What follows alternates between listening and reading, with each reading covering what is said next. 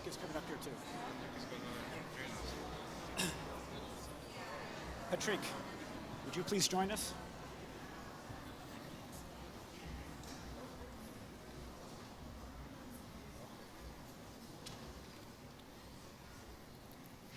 Excellencies, ladies and gentlemen, colleagues.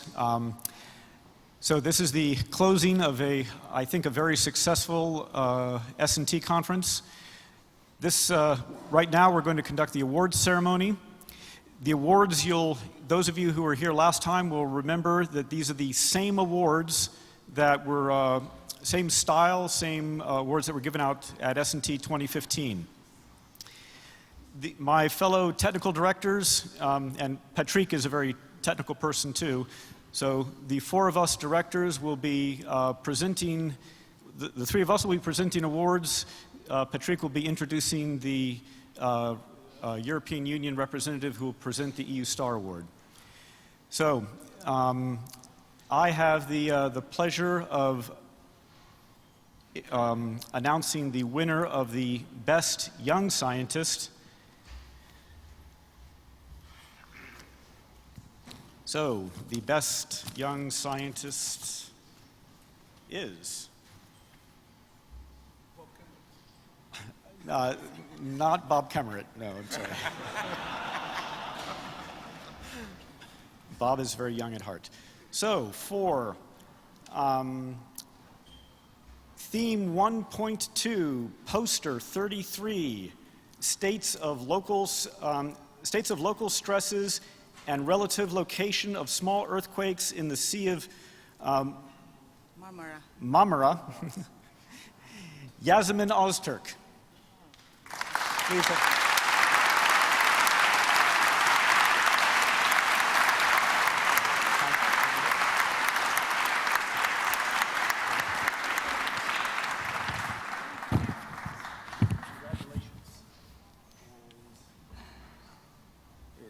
Best Young Scientist? Best presentation, best presentation, best poster. I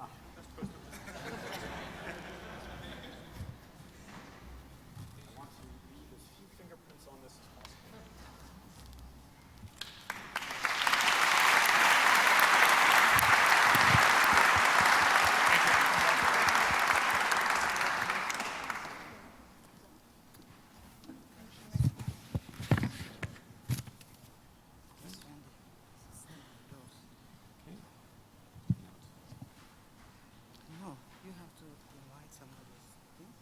Oh, no. Yes, please. The second award is the best oral presentation. Please.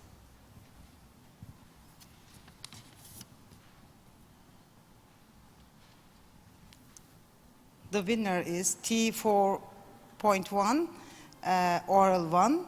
A different approach to data availability by Mr. Poindexter et al., Stephen, Air Force Technical Applications Center, USA.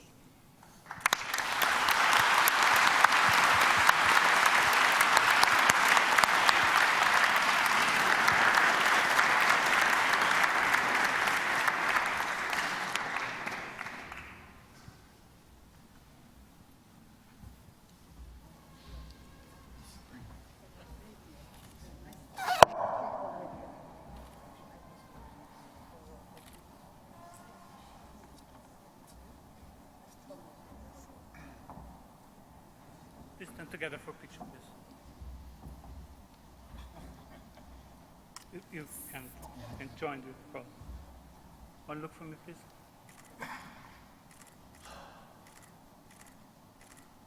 Thank you. Thank you.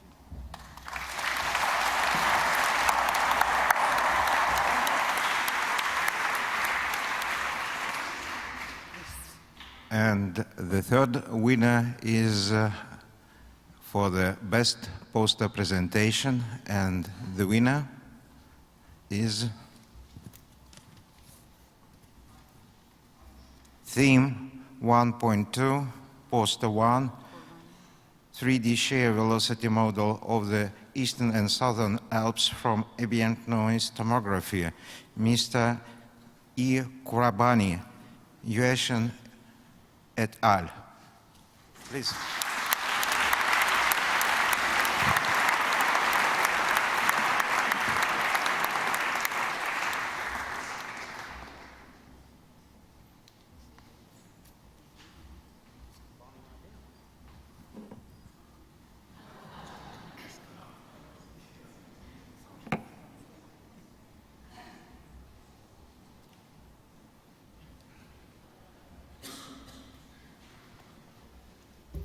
It's not me, it's my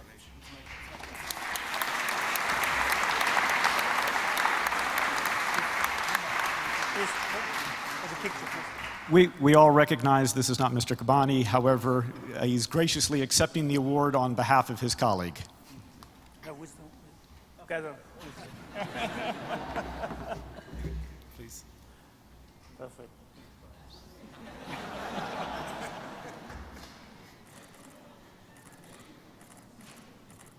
Thank you.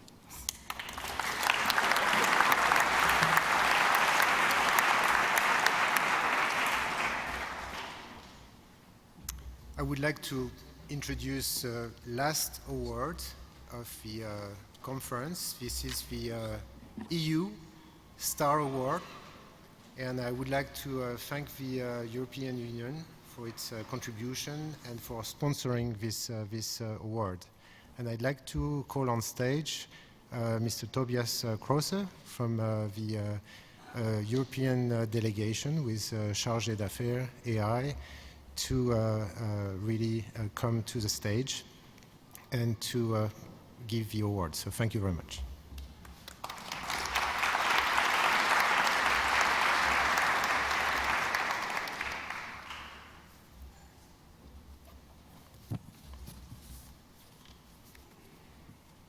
So this year's EU Star Award goes to T3105, Spellex New Generation Deployment Operation and Performance by S. Toupin from France and others from the French Atomic Energy Commission.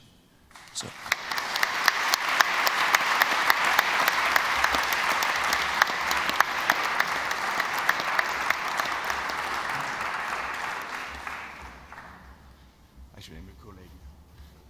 Congratulations. Be careful, it's quite heavy. Okay, thanks.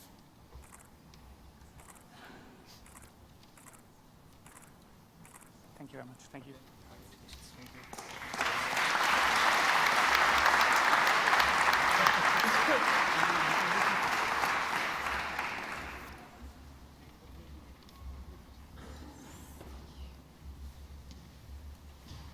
Now I'd like to call upon the chairman of Working Group B, Joachim Schulte, to give us his thoughts and reflections on the conference.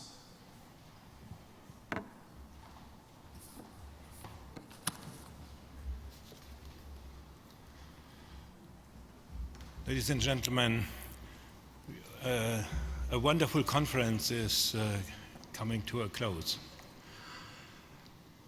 There was a series of conferences, and it was improved every time, every 2 years.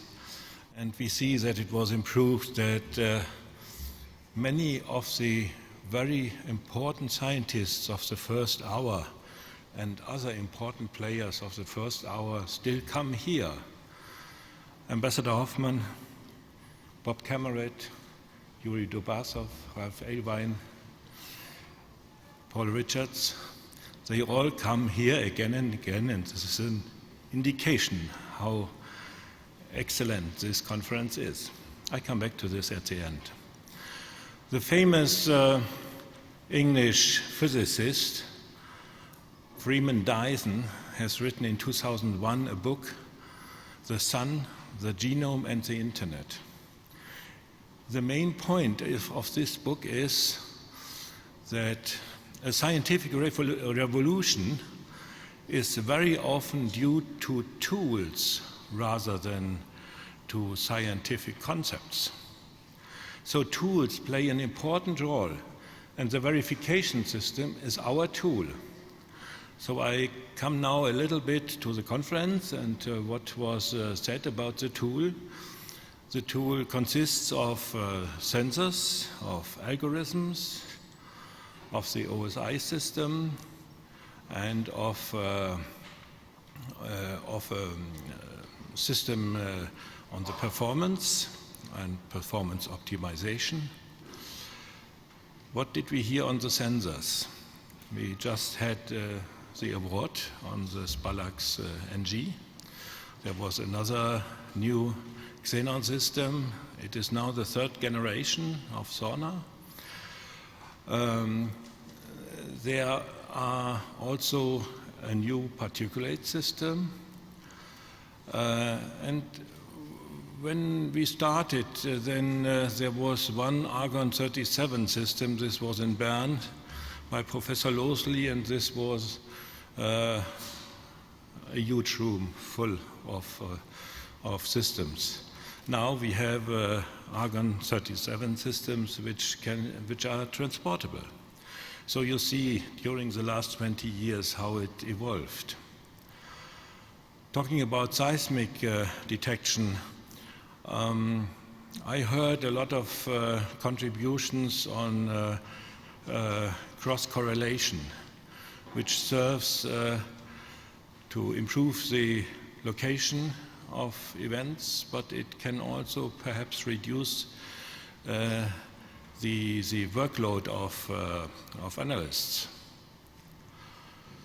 Infrasound, we had an interesting talk on vertical air vibrations, which have influence to the propagation velocity of infrasound. And knowing all that, it improves the precision of the results that we have. So many labs are working on this improvement in all aspects. On hydroacoustics, we had this impressive film where you see the real big technology with a big ship installing the station at Crozet Island. But there were also other events that came from the hydroacoustics. For example, there was the result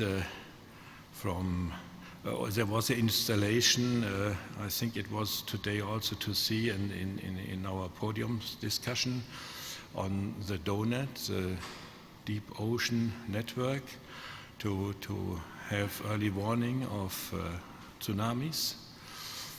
So we come now closer also to civil use of this system. But before I come to this, I would leave the sensors and say something that we have to take care that the performance is always optimized. And I heard many talks about the monitoring of the performance of the network. And also the other way around, I heard something that data are checked to look whether the monitoring of the status of the network is good enough. Now I leave the tools and say something what we heard as a result. And certainly there were a couple of presentations on the North Korean nuclear explosions, and we saw how impressive exact the results were, the localization, the calculation of the depth of the events, and the identification. We saw that satellite imagery is of help. When we started 1994 in Geneva, we talked about satellites, but there was no idea that satellite imagery is meanwhile so cheap. At that time it seemed to be very, very expensive, so we did not talk about further to it. But today there is a possibility simply to buy something. And then we heard part of it during the podium session. There are many presentations which are useful for civil science and for civil security. Civil science is this paper on blue whales population. This was very impressive, and it was only possible with this network to identify this blue whales population. Beryllium-7 in the atmosphere can give an early warning to monsoons or other atmospheric events. So we will follow all this. Tsunamis was also, and glacier calving and landslides. This is, we are aware for a long time already, but we are working on this. So it was not only the scientific part of this conference, but there was many side events, this Omni-Globe and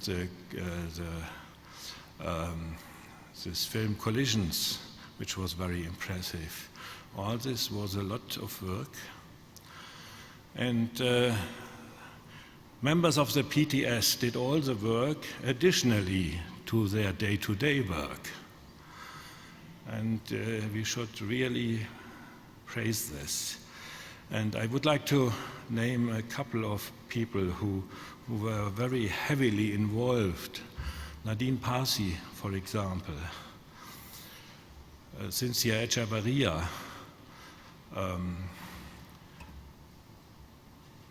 Bob Pierce, Martin Kalinowski did a lot of scientific work for this conference. And certainly the whole organization was with the two directors, Randy Bell and Nurjan Meral Esel. And yes, last but not least, our executive secretary, Lassina Zervo. Please join me congratulating the PTS for this outstanding conference at this marvelous place. Please join me with the applause. Thank you very much.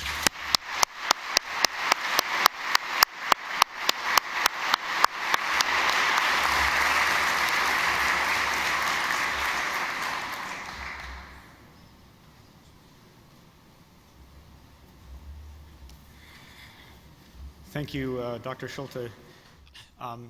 Interesting you mentioned this marvelous place. It truly is marvelous, and I would like to welcome Omar Arawi to the podium. Mr. Arawi is a member of the Vienna City Council and a member of the Provincial Parliament, and we'd like him to say a few words on behalf of the city of Vienna.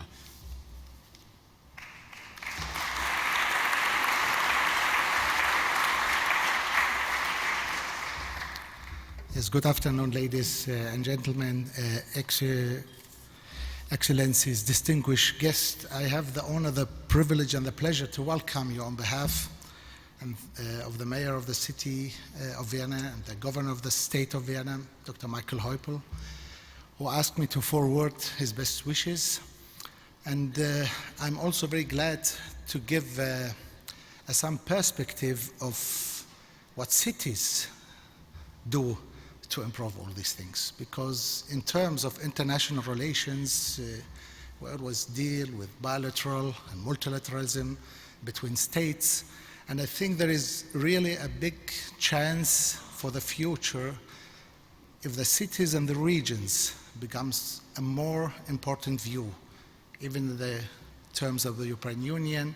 And I really recommend to read the book of Benjamin Baba, who once wrote "If Mayors Could Rule the World."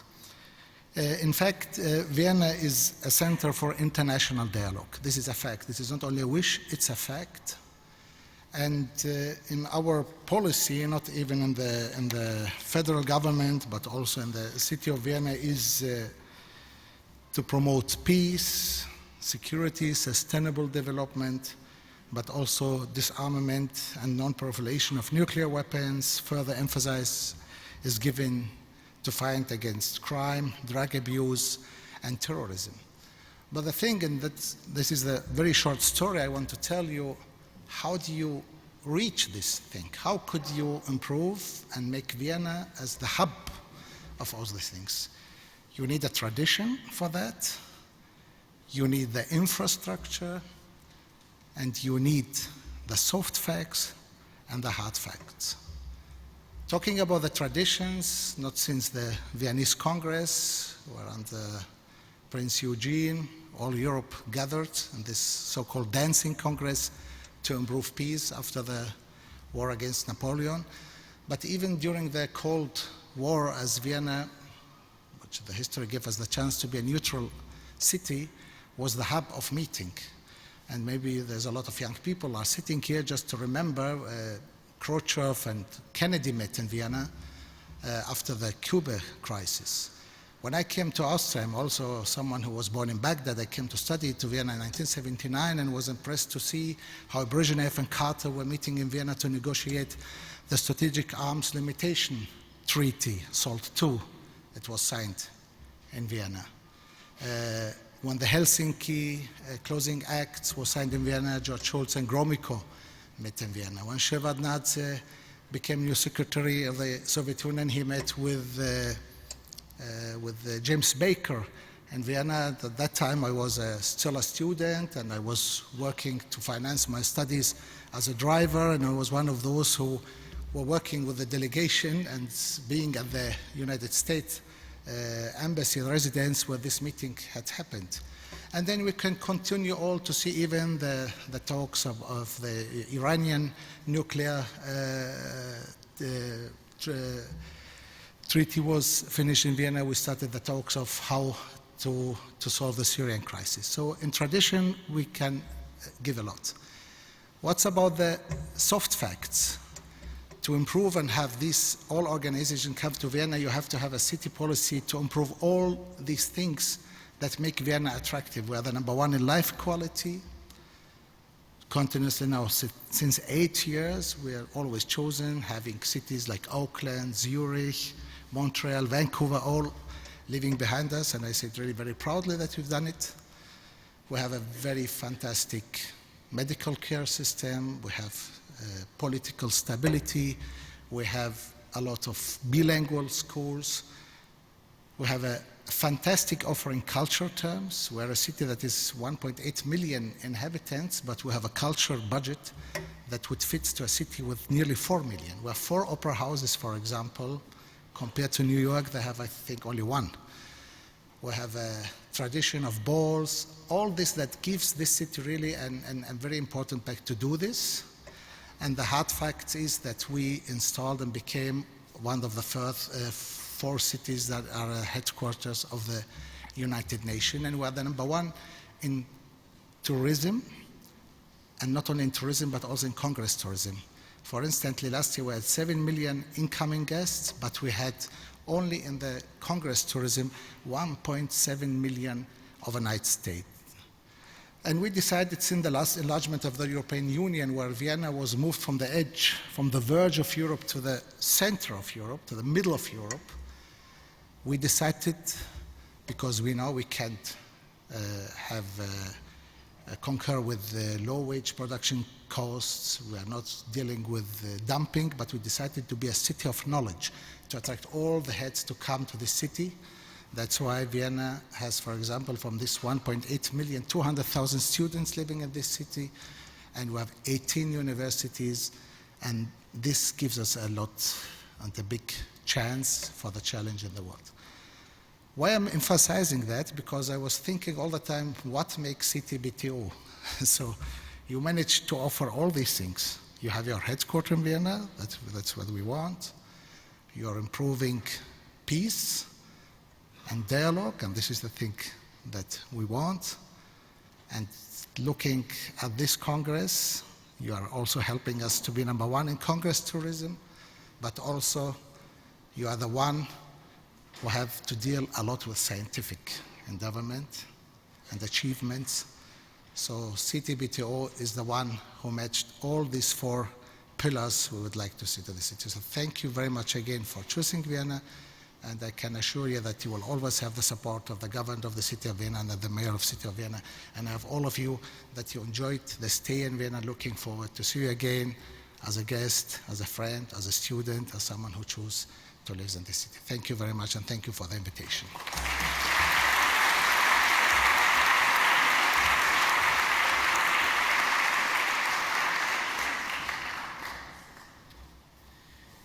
Thank you, Mr. Arawi. I certainly have heard from all the participants here that they have enjoyed the city and this marvelous facility, and certainly the staff of the CTBTO enjoys living and working in this fine city. Now I'd like to introduce our keynote speaker. He should not be unfamiliar to anyone in this room, Lord Des Brown of Ladington. Lord Brown is the former Secretary of State for Defense for the United Kingdom. He's also the co-chair of the Nuclear Threat Initiative and a member of the CTBTO Group of Eminent Persons. Lord Brown, please.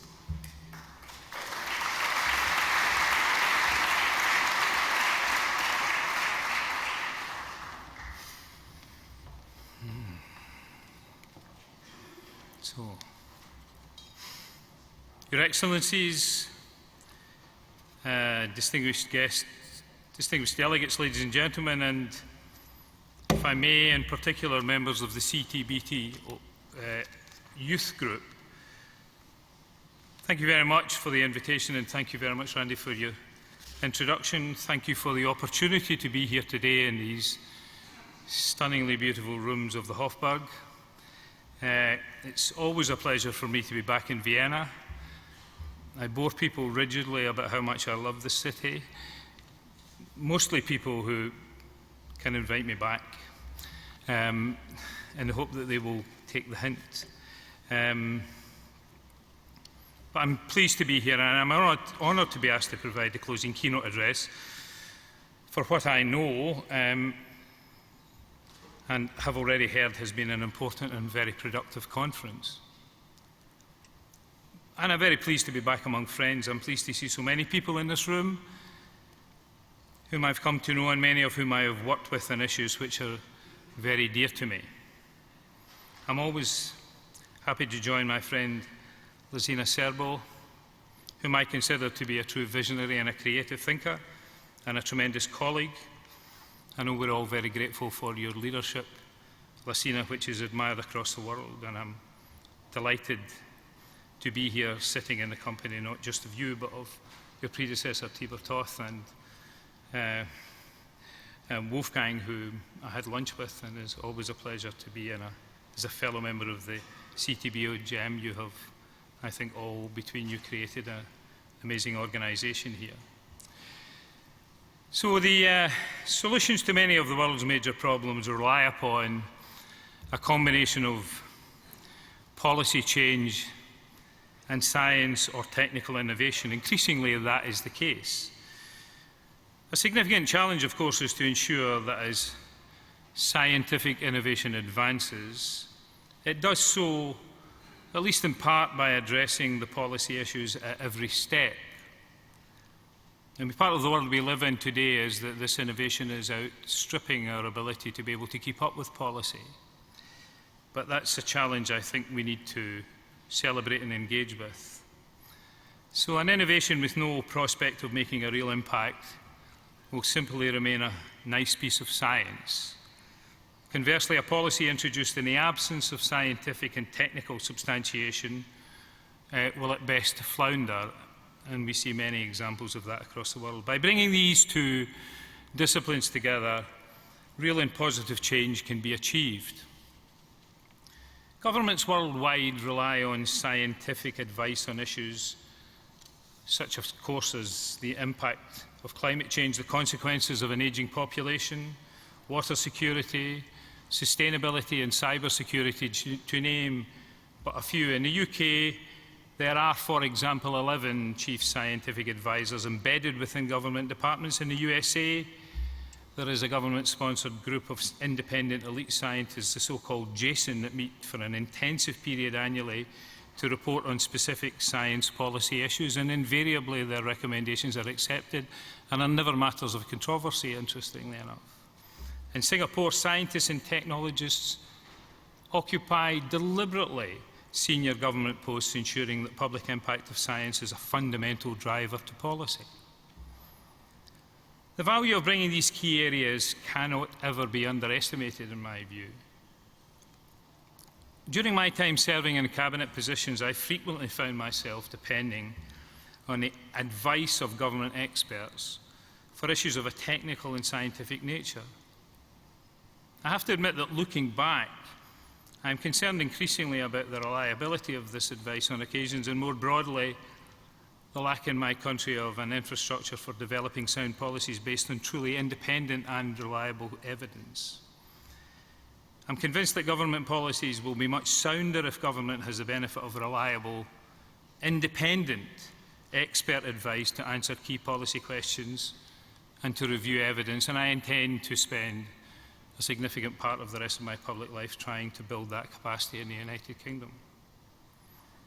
But nowhere is this truer than in what I, in a very generalist sense, call the arms control world. Thankfully, the CTBTO has built a reputation for providing that reliability, for providing that independence, and for providing that expert advice.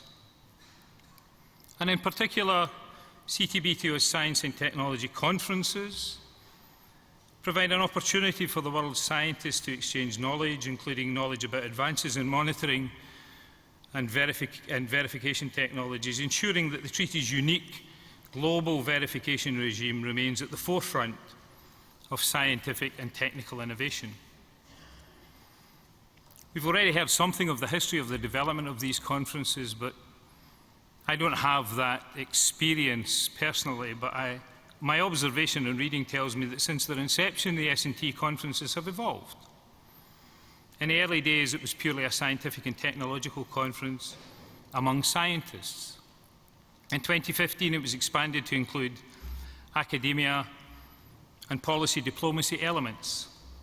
And this year, the sixth in a series of multidisciplinary conferences designed to, and I quote, further enhance the strong relationship between the scientific and technological community and the Comprehensive Nuclear Test Ban Treaty Organisation, as well as with policymakers, a new fifth theme involving civil society entitled Monitoring for Nuclear Explosions in a Global Context, and including capacity building, education and public awareness, has been added to the traditional 4 scientific themes. Also, SnT 17 has had a special focus on youth and young scientists. It's the first major CTBTO event to include CTBTO youth group members, and they have turned out in numbers. On the one hand, their inclusion provides the CYG members with a unique opportunity to deepen their knowledge of the treaty verification technologies, and on the other, provides the CTBTO with the opportunity to introduce the group to the wider community, promoting a fuller understanding of the youth group initiative and its objectives. I was particularly pleased to be here in 2016 at the inauguration of the youth group, and I said then I have invested a significant amount of hope and optimism in the younger generation that they will be able to undo some of the difficulties that we, my generation, and earlier generations have created for you. In case you don't know this already, you are going to inherit a very complicated and difficult world, and I'll return to that towards the end of my remarks. As I've said many times before, the CTBTO is an extraordinary organisation, and that is due in large part to its extraordinarily capable staff. There should be no question that what has been accomplished to date is extraordinary. In fact, part of what those people who have driven this science and technology have done is that they have made the extraordinary ordinary. You've demonstrated to the world that it is indeed possible to build a robust and reliable global monitoring and verification surveillance system, and one that has life-saving applications that go beyond its original intent. So, thanks to your good work, a verification regime to monitor the globe for nuclear explosions is nearing completion with around 90%. Somebody may contradict that. It might now be 92% since I wrote these words, but 90% of the 337 planned international monitoring system facilities already in operation. The system has proved its capability to detect even small nuclear tests. In addition to nuclear test monitoring, scientists use CTBTO data in a wide range of applications, as we've heard, from observing volcanoes and icebergs, to tracking whales, to studying marine mammals and improving disaster mitigation strategies, and very much more. And no doubt there will be greater uses for this data in the future. CTBTO is the most broadly supported arms control treaty, with 183 signatures and 164 ratifications, and the world now has a de facto moratorium on testing, North Korea notwithstanding. You have every reason to be proud, and I am proud to be here and to be associated with this very fine organisation. And on a previous occasion when I spoke in these circumstances, I said that science had delivered, and it definitely has delivered. There's a lot to be proud of, and I say repeatedly here and other places, the scientists and technical experts responsible for so much of this success must be recognised for all that they have achieved and can achieve, but they must also accept their responsibility that they have to do all they can to share the story of the CTBO's success, to help the officials and politicians working to convince the remaining Annex II states that it is in their best interests and the world's best interest to support the treaty to come into force. But despite all of that, and this seems entirely contradictory to me and inexplicable, the treaty has yet to enter into force. We are, of course, in a very different place than we were more than 20 years ago now when the treaty was opened for signature. Today, in the recently published words of my good friend Darrell Kimball of the Arms Control Association, and I quote him extensively here because I like this short summary of where we are. Nearly 5 decades ago, the 1968 Nuclear Non-Proliferation Treaty established the requirement that state parties pursue effective measures to end the nuclear arms race and to achieve nuclear disarmament. The United States and Russia have reduced their Cold War stockpiles and verifiably banned nuclear explosive testing, but some 15,000 weapons remain. Additional nuclear armed states have emerged, and the risk of nuclear weapons use is rising. Key NPT disarmament commitments made in 2010 are unfulfilled. The future of key nuclear arms control treaties, including the new Strategic Arms Reduction Treaty and the Intermediate Range Nuclear Forces Treaty, are in doubt. The 1996 Comprehensive Test Ban Treaty, the CTBT, has not formally entered into force.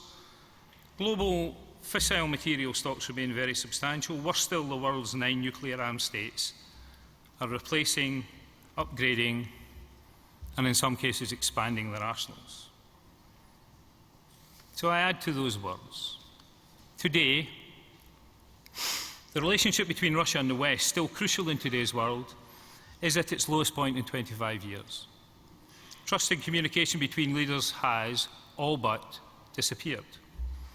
And the threat of conflict escalation has become increasingly real, creating a very dangerous situation in a region and among countries with a high concentration of both conventional and nuclear forces, many of the latter minutes away from use.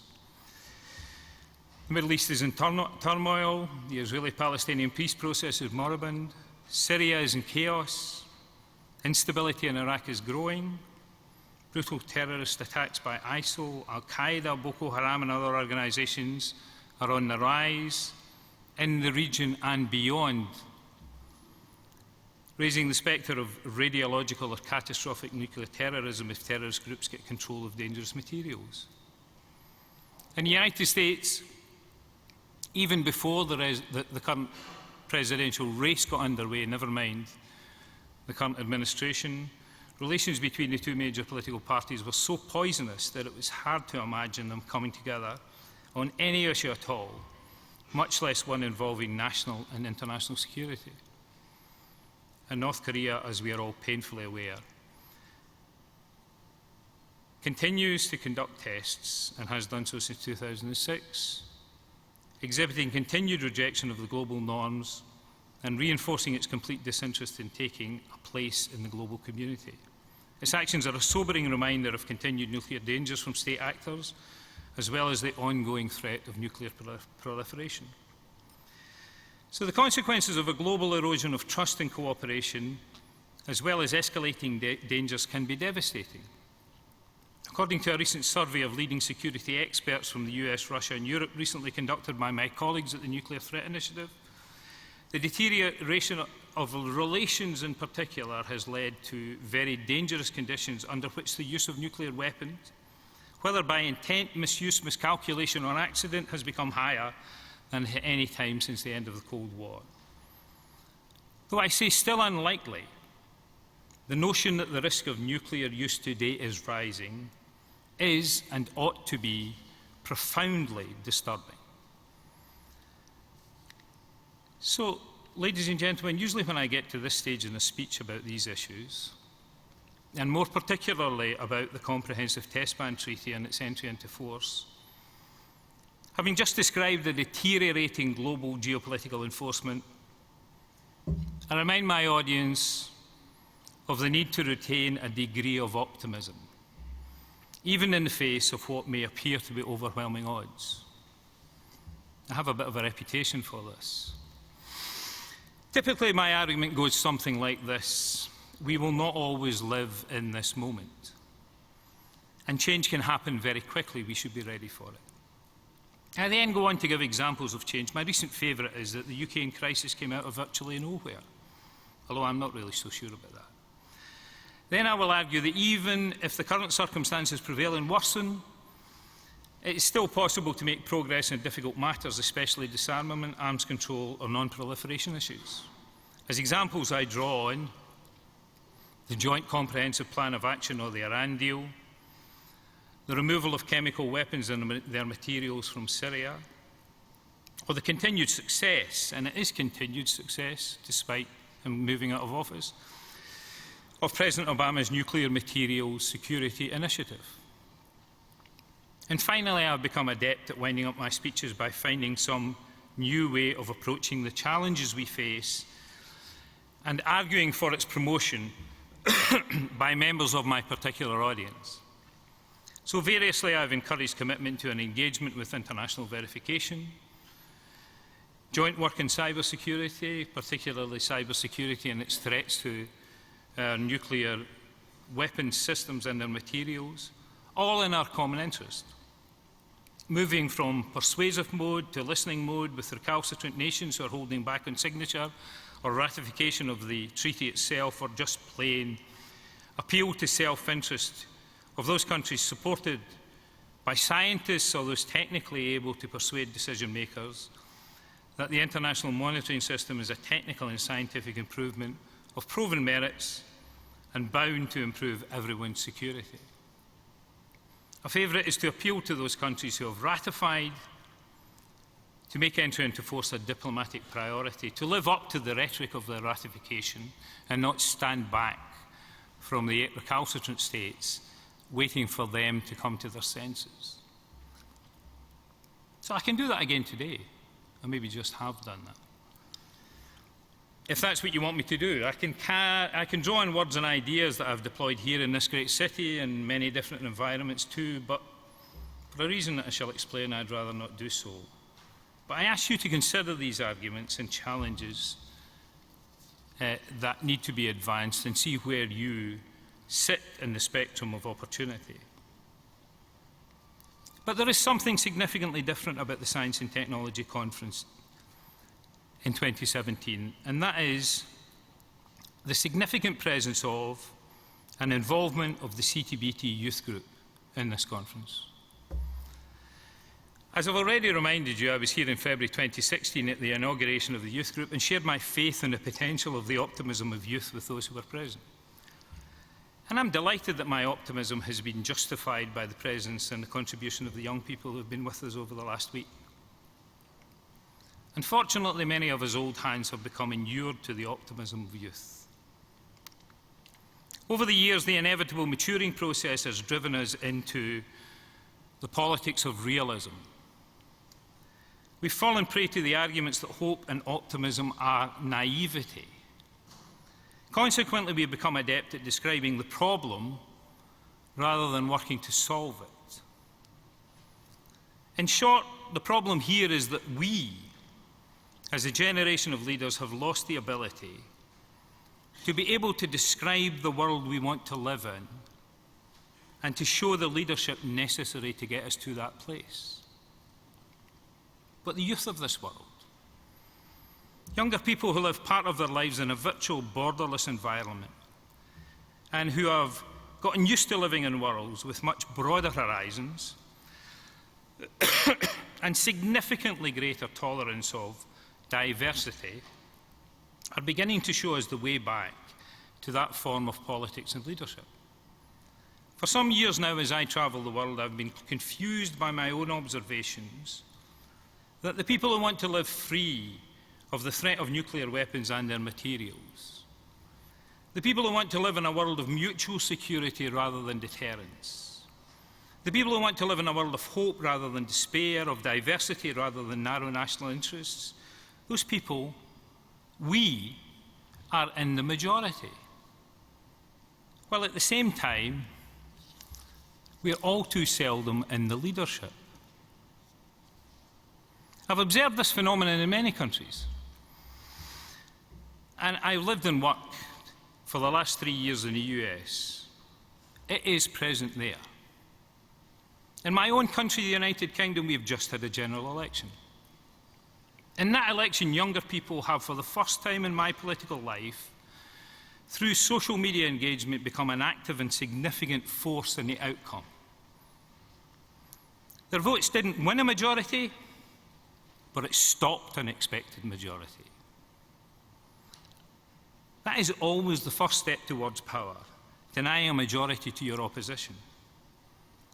About 1 million young people registered to vote for the first time in the lead up to the election, and using their own preferred form of communication, shared the fact that they were a large group with each other. Jointly reinforcing their desire to reject a politics of despair and austerity for a politics of hope and opportunity, they turned out to the tune of about 70% of those 1 million people to vote. More than anything else, it was a general election in which Britain's younger generation flexed their political muscles to real effect for the first time in my life. In this election, some UK politicians learned the hard way that the views of young people need to be taken more seriously in future, and that the young are now a force to be reckoned with.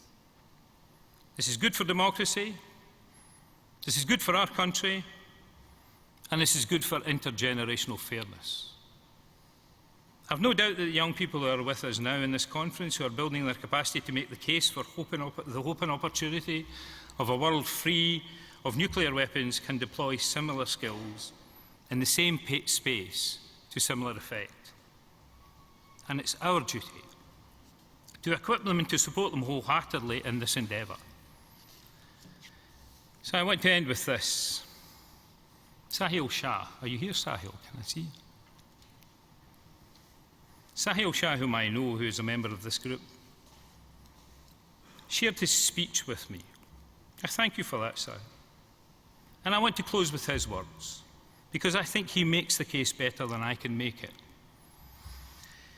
We, and I put in a bit of an explanation here for you, Sahil, the youth, just in case anybody's in any doubt that I'm not talking about myself, need to share with us the ways in which we can better understand the way in which arguments rooted in science and technology can be socialised to inform our politics.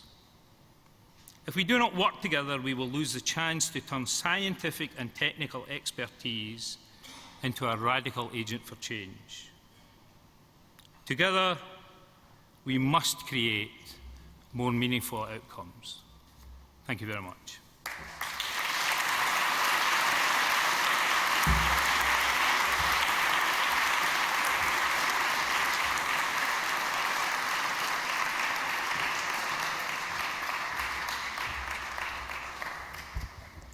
Thank you, Lord Brown, for your inspiring keynote address. This year marked 20th anniversary of the establishment of the Preparatory Commission for the City PTO, as well as its provisional technical secretaries. We are therefore honored to have both former executive secretaries among us and to share their memories on the history of the City PTO. I wish to invite Dr. Wolfgang Hoffmann to take the stage. Please.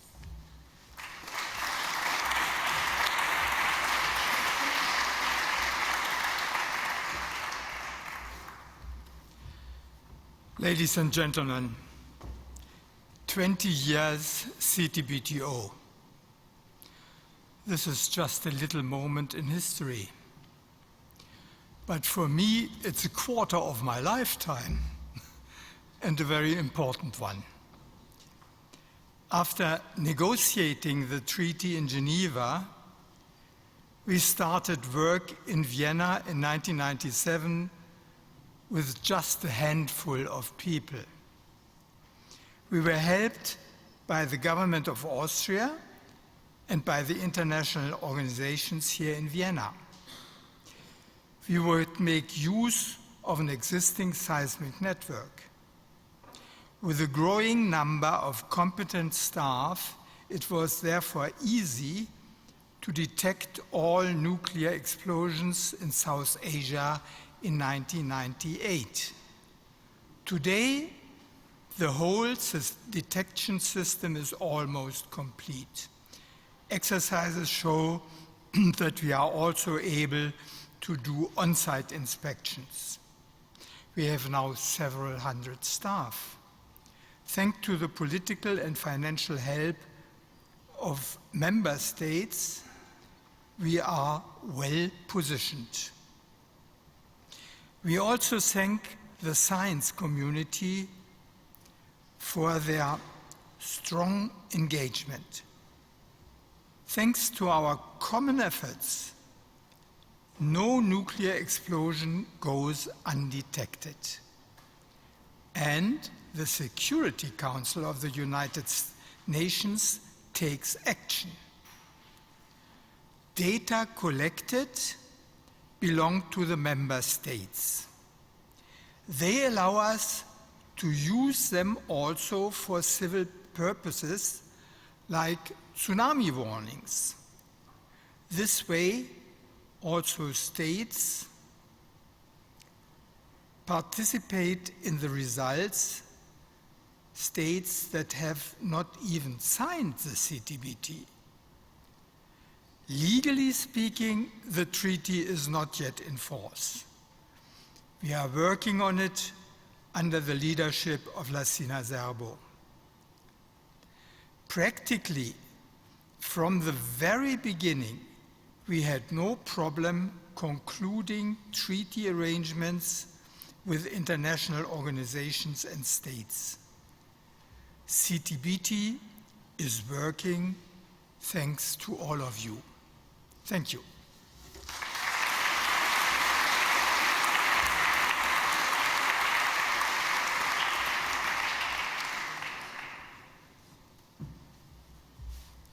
Thank you, Dr. Hoffmann. I now wish to invite Ambassador Tibor Todt to take the stage.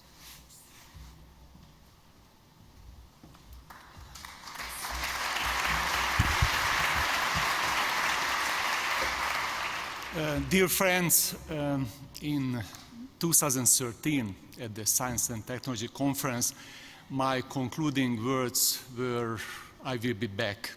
And thanks to Lassina, I'm back, so thank you so much. I love the treaty, I love the organization, and I love this community. And quickly, I would like to explain why. The love for the treaty and the ban, whenever the world was in trouble, there was this ban and treaty to help out.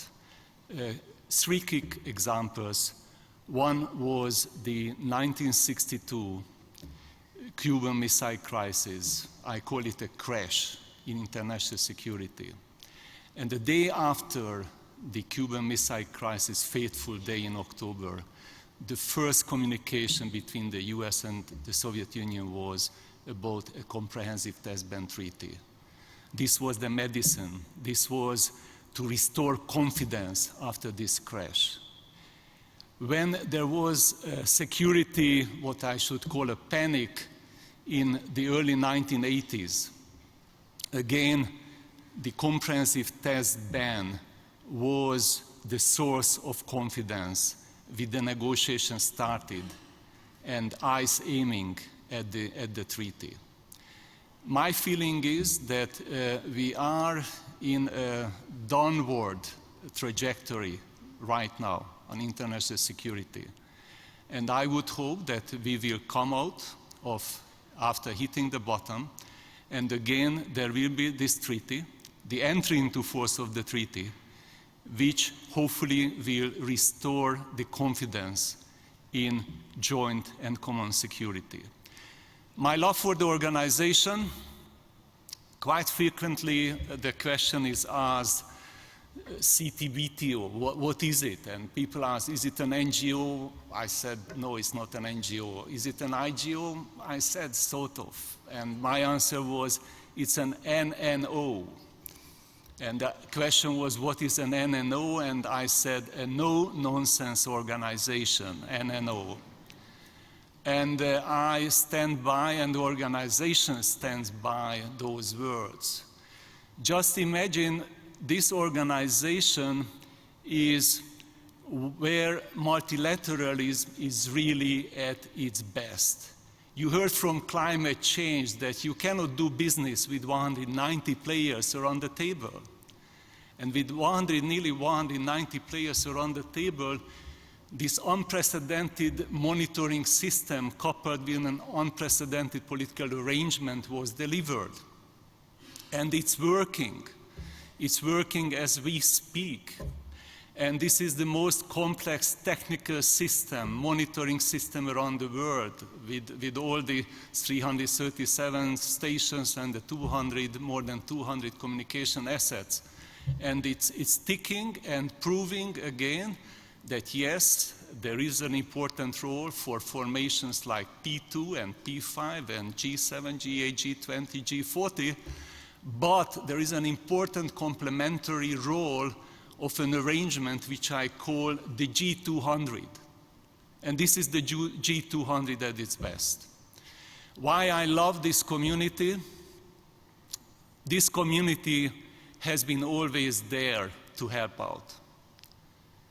Referring again back to the post-Cuban Missile Crisis, thanks to the quiet work of experts, trilateral setting, then the Geneva setting from 1962. When the moment came, there was already a blueprint to restore the confidence after the meltdown. And again, in 1978, the work started in the group of seismic experts. And if you recall, these were the worst times. No confidence, but more than 100 scientists were gathering a couple of times each and every year to move the whole idea and the dream forward. And they had to work for nearly 20 years until the organization emerged. With all the ups and downs of the political world, this community and the experts were a bedrock, the strongest bedrock for an ideal. And when we launched in 2006 the whole science and technology process, I personally did not expect this carry-away success. But again, this is a reminder of how much this community, which goes back not for the last 5 years or 10 years, but goes back for the last 60 years, have remained this bedrock. And this bedrock will be very much needed in the years to come. So I think this is the perspective in which you have to think about your work. On this 20th anniversary, of course, I cannot but pay attention not just to the work of the scientific community, but the people in the Secretariat. This is a meritocracy for me. This is a group of people, not a small one, a group of people who through daily labor were adding layers and layers and layers to what is emerging as this amazing and unparalleled system. And of course, many of us love the treaty. And the treaty for me is like notes for a symphony. But the real music is what the organization, with you as a scientific community and with the technical people, is delivering as an amazing music. So I would like to thank you for this amazing music, to turn the notes into something which an ode to the future. Thank you so much.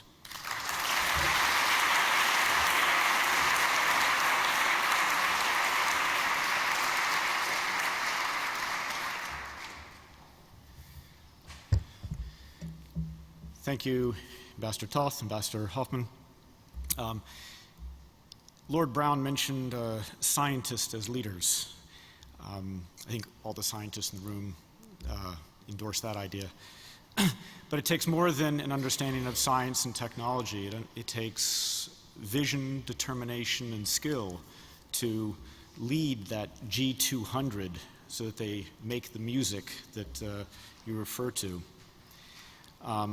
So I'm happy now to introduce someone who not only understands science and technology because he has a science and technology background, but also I can tell you he has the vision and the determination to turn that, to lead us in the PTS, and I believe the G200 that you referred to turn that vision into reality. Please, let me introduce Dr. Lucina Zerbo, the Executive Secretary of the CTBTO.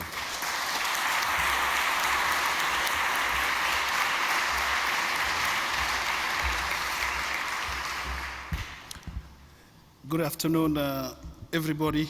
So I took this paper because I don't want to forget anybody in thanking.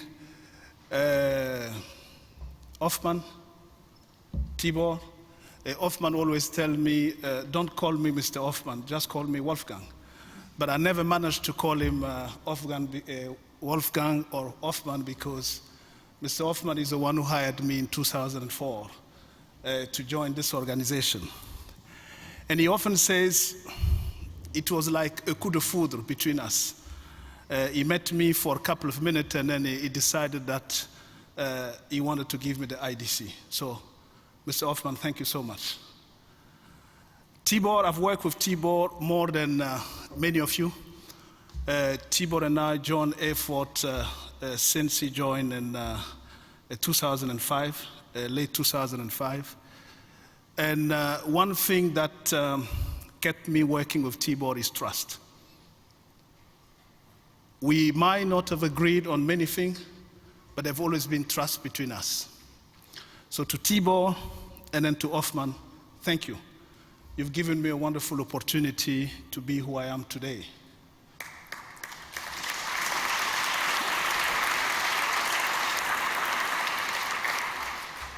But you've also given me an opportunity to meet great people.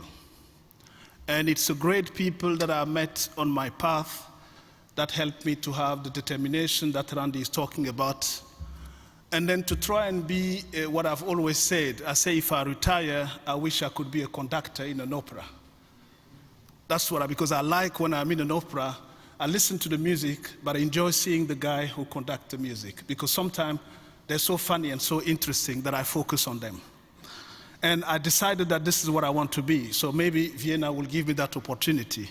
And I want to thank Al-Rabi, representing the city of Vienna, to come here. Because we all enjoy Vienna, but we often talk about Austria, the Ministry of Foreign Affairs, having relationship with us. But we are in Vienna. We might go to Graz, we might go to Linz, we might go to the corners of Austria, but Vienna is a city that hosts all of us and the organization. So thank you for being here. So there's surprised me before I took office. He came to me in IDC. We spent some time in the Operations Center, and then he said, look, I want to invite you to come and brief a group of parliamentarians in London. And that was my first time in the UK Parliament. And I sat and then exchanged with a group of wonderful people, somewhere, in the early 90s. And then most of them were asking me, but you from Burkina Faso, what are you doing in this field? So thank you for letting people who are in the early 90s to know that somebody from Burkina Faso can deal with nuclear test monitoring. So I've met many people, but in Vienna, I met a series of diplomats and ambassadors who have helped me to move away from the science and then to try and be like them, a sort of a diplomat. And that's why what we do, we should remember that those policymakers are the ones who lead the organization. We work for them. And that's what I often tell my staff. And I want to thank them all for driving this organization, driving this wonderful endeavor. And we might not, and I might not, I wish I could, but I might not get this treaty in force during my time at the CTBT. But one thing we should all be proud of, Tibor mentioned the layers. We should put our part of the layer so that others can come and top. And then this treaty will come into force one day. And that's why this organization is so unique in having this nexus between science and technology. And now I'm turning into both Randy and Nurjan to thank them for a wonderful, wonderful, wonderful, wonderful conference. Tibor gave me the lead in organizing SNTs. He was happy.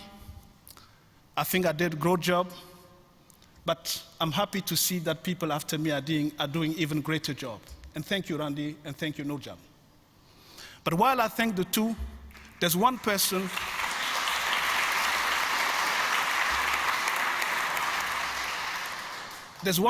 that probably embodies the history or the archive of SNT, is Bob Pierce. We don't talk about it, but Bob is here. Bob has been the one reporting and writing and putting all those papers and technical papers together. You don't hear about him because Bob seemed to have retired. But Bob, you can't retire because Bob Cameron is here, he's 80, over 80. So you're only 60-something. So you still have a long way to go. And we'll need you more and more in those SNT. So I think, please join me in thanking Bob, because you don't know of him. But Bob,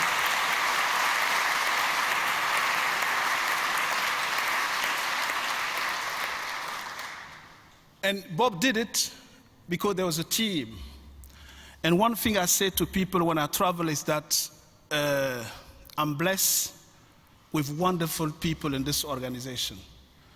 I've worked in the industry, private sector, been everywhere in the world. But I said, as director of IDC, I had a job of my life. And you have a job of your life because people make it for you. And Dick Garvin, who is one of the eminent scientists in the US who joined the CTBT Science and Technology once, said that in answering the question why he never told people that he's the one who designed the H-bomb at Los Alamos, because people felt it was, I think, Enrico Fermi. He said, look, in joining Los Alamos at 21, I realized that when you do the work, you leave the credit to your boss. So, and that's why he never talked about it. But you guys do the work, I get the credit. But I want to talk about you. And thank you for your wonderful partnership in making not only the CTBT and the PTS and making this Science and Technology Conference a success. I want to thank Conference Service. I want to thank Public Information. I want to thank the administration and the logistics behind all this. I want to thank every single staff who has been part of this endeavor, who have given encouragement to those people to achieve what we're seeing today and what we'll see for more years to come. Because all what we do as individuals is temporary. We come and go. But when you set up an institution, the institution survives beyond you. And we want SNT to survive and to be even better and better. And it will be even better and better because of you guys, scientists. Because we can have our conference, but if you don't come, the conference will be zero. It's because you come from all corners of the world, from AFTAC, from Texas, from Oslo, from Kenya, from Burkina Faso, from all parts of the world. It's because you're coming as scientists that this conference is a success. We can do what we want, we can set the partition, we can jump. But if you don't come, we'll sit among ourselves as CTBT, and then that will be the end of it. So I want to thank you for being here, and thank you for making it a great day and a great week for all of us. Thank you all.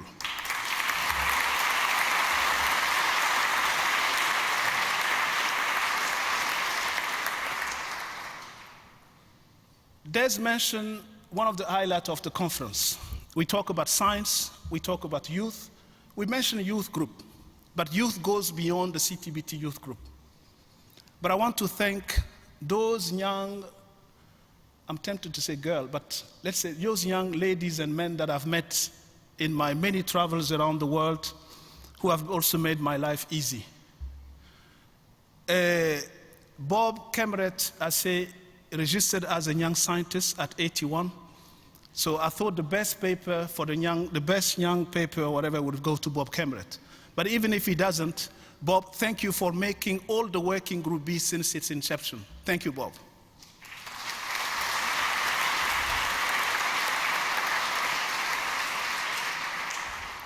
But I talk about the two Bob, but there's what we call those who are geophysicists and try seismology.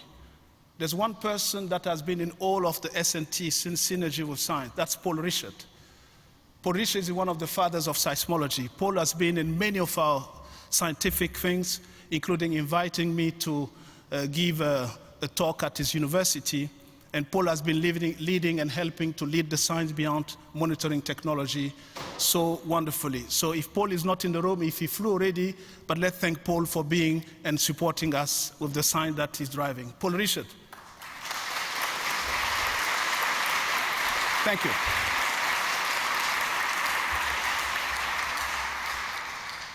So I can go on thank and thank and thank. But there is just one person I want to thank that you don't know, but he's an artist, and he's been behind the design that you've seen. This Omni Globe, the hydroacoustic setup that you saw, the noise, the music, he's like a musician as well. So I want Chris to join me, and then you'll all thank Chris, because the design and the art behind the Scientific Technology Conference is Chris. Thank you, Chris.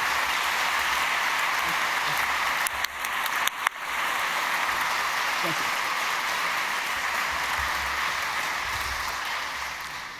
So I can go on and thanking many people, but if I forgot to mention any, forgive me, because I did in my opening remark.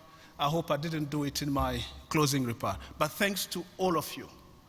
You make our life easy every day. And I should mention the photograph, because you try to tune it to make me seem a better person than what I look. Thank you as well, so Todd. So Todd, thank you. And then thank to you as well, as you're doing. But anyway, thank you to all the directors who have been behind me and helping me to do what I'm doing. But we talked about youth. I said, if we don't care about youth, it means we forgot that we used to be young. Okay? And I want to liaise with the young people because they make me feel still young. And we can move from Chris to Christopher to, I can name them, Shizuka. Chris said something that probably Tibor will take. He's the one who wrote a letter and then said that he sees in me, he's 16, But he says he sees in me a man of great potential, part of which brightly shines already. Chris, thank you. Thank you. Okay. And he wanted to help me be a better person, so that's why I'm working with Chris. And he's joined by Paulina, who is coming from Siberia. Paulina is 15, and they're a member of the youth group. And they decided to have a nuclear-free school. And then they will do a campaign so that through nuclear testing, banning nuclear testing, we can have nuclear weapon-free school for a nuclear weapon-free world. So good luck.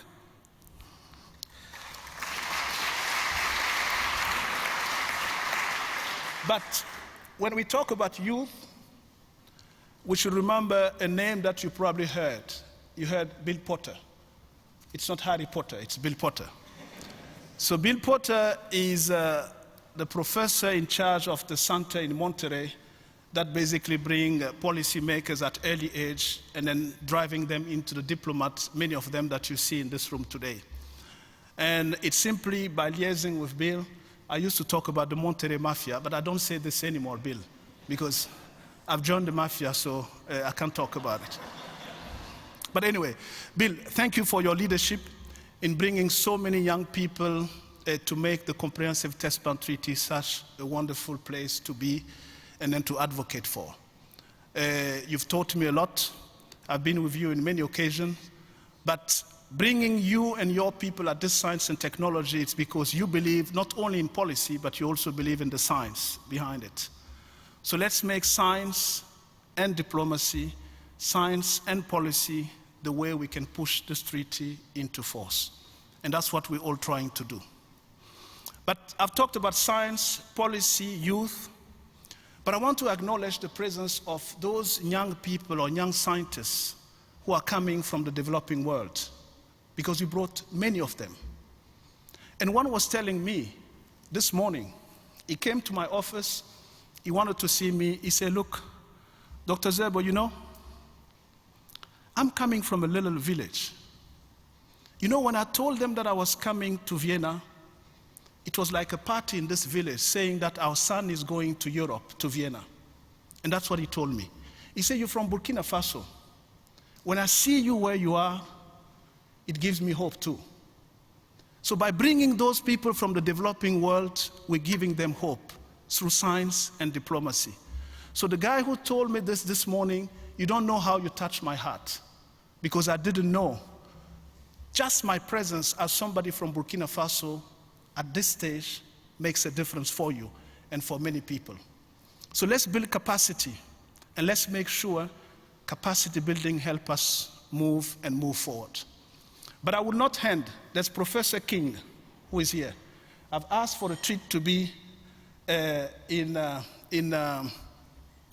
the screen. Do you have it? Professor King? So I want you all to see this tweet. That's his son. So late at night, Elizabeth hint, and then I see a tweet, and with Professor King, a son asking if he's too young at 11 months to join the CTBT youth group.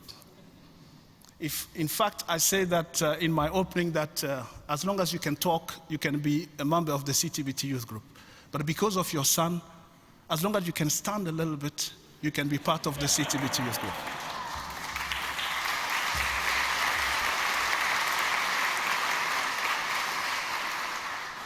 Because the future belongs to him.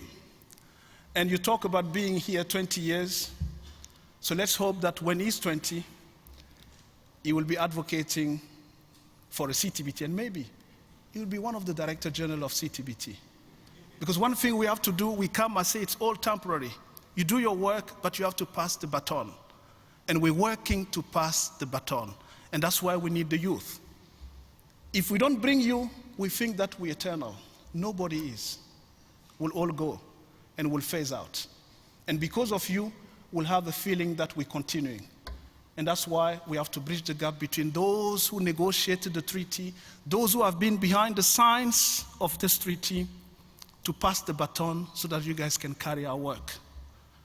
And I want to thank you for that, and thank the youth, and then thank people like Bob Cameron, Bob goes and sits with young people and still learn. When Bob Cambridge tells me that he learns, I say, what are you learning still? But he does. But what you don't know, Bob, a good friend of mine, Bob's wife did a PhD when she was 65. So isn't it wonderful? Because she wants to keep young. So I wish all of you to remain young, starting with Bob Pierce, who will not go because he has the archive of the Science and Technology series of conference. So, to change a bit, we've decided to have a date for the next SNT instead of locking ourselves in a room and checking which room is available. So I've asked to check already, and the next SNT conference will be June 24th, that week of 2019. But before that, there'll be many other events that will feature the Comprehensive Test Ban Treaty, its science, its technology. I insist on this because when we started SNT, and Tibor will tell me, many people were saying, oh, the CTBT is a technical organization, not a scientific one. I mean, you have to wonder what the difference between science and technology means here, because those two words go together. They say, no, you don't have to do the science. But today, you're all proud of something we started and something that works. And this will continue working whether we want or not, because the young people we brought will tell you it has to work. And one thing you should know, one success for this conference is that because of social media, many people know of the CTBT in 1 week than we probably ever had since the inception of this organization, thanks to you, the young people who join us in the Science and Technology Conference. So I thank you all. And let's enjoy this Friday afternoon or Friday evening together through drinks, because Ramadan is over, and my friend Omar knows that he can drink today. Thank you so much to all of you.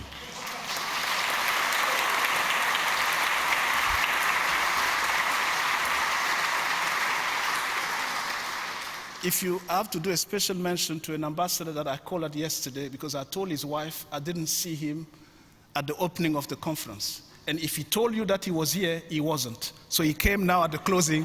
And let me thank the permanent representative of Chile, my dear friend. I mean, thank you so much for coming. So enjoy the evening. Thank you.